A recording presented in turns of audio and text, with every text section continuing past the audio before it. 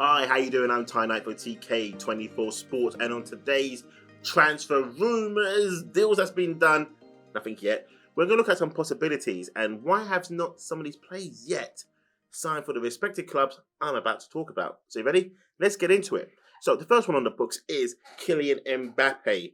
Now this one could go to the wire, but then again he has between now and the end of the season to announce where he's going to go.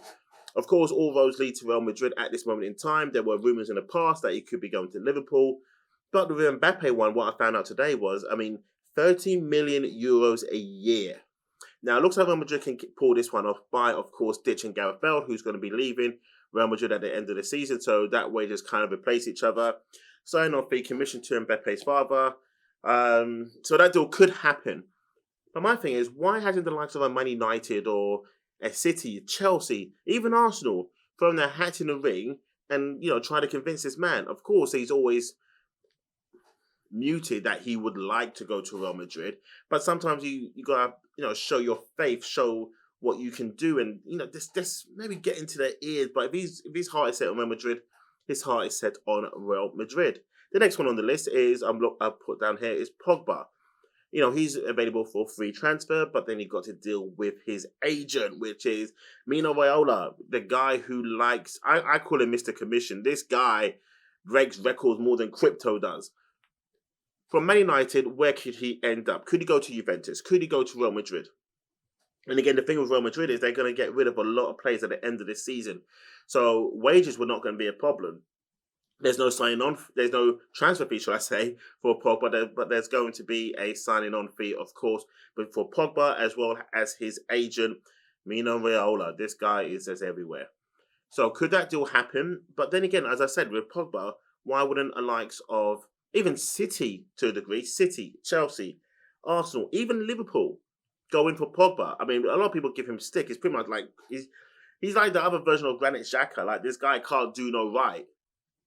But he's a great player, and I would love to see him at my club, Arsenal. I think it'd be a good fit for Thomas Partey. So that's why I'm looking at this one thinking, just don't think he will end up at Real Madrid or Juventus.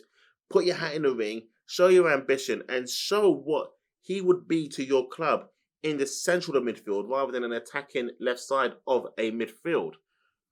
Paulo Dybala.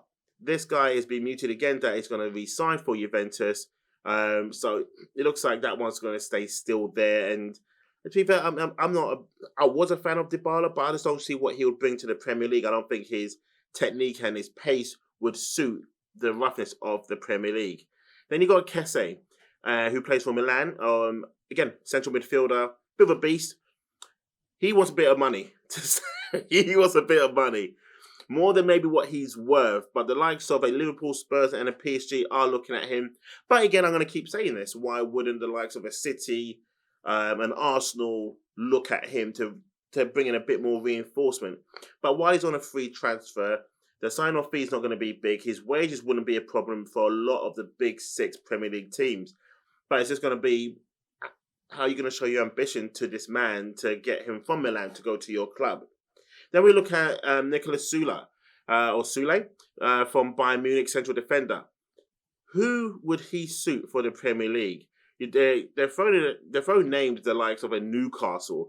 Newcastle may not even be in the Premier League, so as much as they're going to have they've got a lot of money, but they're just not there yet to get the tier 1 players, if you know what I'm talking about.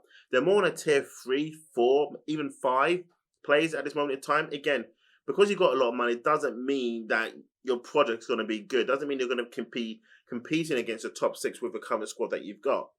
So Chelsea could go after him if Antonio Rudiger actually leaves. Christian's going to leave as well. Azpilicueta looks like he could be on his way out. So I can't see why Chelsea wouldn't throw their hat in the ring for this guy. He's not a bad player. Spurs could as well. I don't think Arsenal need to. Liverpool don't need to. United could, because Varane and his legs, the guy is, glass. So that could be an interesting one. And this name here, Dennis Zakaria.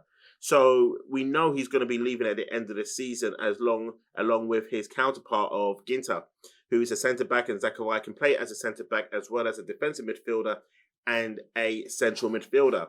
Now, the likes of an Arsenal, City, United, and who did I have here? Juventus are looking at this guy shortly after.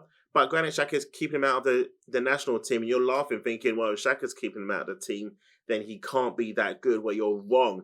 Xhaka brings a different dynamic to the Switzerland team, and you still saw that at the Euros just gone. But then it's Zakaria. If Arsenal go in for him, that could be a good options to have the likes of him, Zhaka, as well as Thomas Partey in the midfield with Sambi Lokonga there as well. Moving on, we're looking at Antonio Rudiger. Now, this guy apparently wants a 17 million sign-on fee. Wow, well, I mean, that's a big sign-on fee. But then again, if you look at the grand scheme of things, if he wants 17 million sign-on fee, what does his agent want? And then with the wages on top as well. So while he's 28, going to be 29 very soon, a lot of clubs will look at that and think, that's a lot of money to put out, knowing we're not really going to get money back in later on should we want to sell him. But Antonio Rudiger is a great defender. We've seen that at Chelsea. The guy is a two-way player, meaning that he can play in defence and he can go up front for set pieces. When it comes to corners and free kicks, and he can get space, but he seems to lose his head a bit when the ball comes to him. He either hits it wide over, but he's there for a good option at both ends. I think he's a great defender. So, if you can bring that one down to maybe get a 10 million, 8 million pound sign-on fee with his wages, whoever picks him up is going to get a good defender. Then we're now looking at Baubacar Kamara. Of course, he plays for Marseille. Roma have open talks with him right now. United are in the wings waiting, so are Spurs. And maybe Arsenal as well. He's a central midfielder. He's a young man, promising, up and coming. And a lot of people are after him, but it's just, how will they get him? How are they going to fit him in? How are they going to sell the project to this man? So that one we're going to have to wait and see as to where he is going to go. Next on the list, we then have Dembele. Now, this is an interesting one. As of a few hours ago, I'm filming this on a Sunday. As of a few hours ago, Man United and Barcelona are in talks right now to do a swap deal with Dembele and Martial. This is very, very, very interesting. If United can pull this off, they have, swapped one for another, really, because Dembele, I don't think he's anything special. Remember when Barcelona done that big transfer, and then on the opening when they had Dembele trying to, they done the press reveal as Barcelona do, they the stage, and Dembele was trying to do kick-ups, and it wasn't a good look, was it? It wasn't actually a good look when you pay over 100 million euros for a player who can just about kick the ball from right to left. Now, he's a professional. Some people can do kick-ups, some people can't. But as long as you can play the game, you can play the game. But Dembele hasn't really offered as much, and he's looking for, I believe, 485,000 a week. I think that's what's been put into the papers as to what he wants as a weekly wage. But I mean, he's lucky to get 185 or even 100,000 a week from what he actually produces for Barcelona. So I can't really see that one happening for any other team going in for him. But they do a swap deal. So be it. And then you got Ginter, of course, leaving as well. Rumoured to be, it's a free transfer, centre back. Newcastle, Villa, Spurs, or I put Chelsea at the end of it in case Antonio Rudiger goes. And, it could be a good signing for, I say, the first three that I put there, Newcastle, Villa, Spurs. I think the only one that's got to be more realistic about this is going to be potentially a Villa or Spurs that he could go to. Make their defence a bit more stronger, make their defence, not just stronger, but on both ends again, really good. He's about 27 years old, German international. Good player. Chelsea, again, last resort, looking at that one. Newcastle will be at the forefront, but it's a free transfer, and Villa and Spurs will have, I think if Spurs going for him, they've got more chance of getting him than Villa or Newcastle. Of course, every day we're going to be doing a transfer lookout, as well as the signings are happening. We'll talk about it. We'll talk about the other rumours that are happening. Gossips, we don't really talk. Well, we could talk about the gossips as well, and I think we will, just to keep it fresh and funky and fun. So if you like this portion of the show, make sure you like, subscribe, turn that notification on. But most importantly, have your say. Who would you like for your teams to go in for? Again, tomorrow we'll have a fresh batch of free transfers or transfer rumours going up.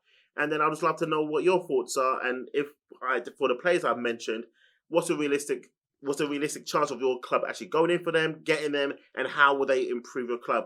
Put the notifications on and make sure you leave the comments below as well. Thank you for your time. Thank you for watching. I'm Ty Knight for TK24 Sports.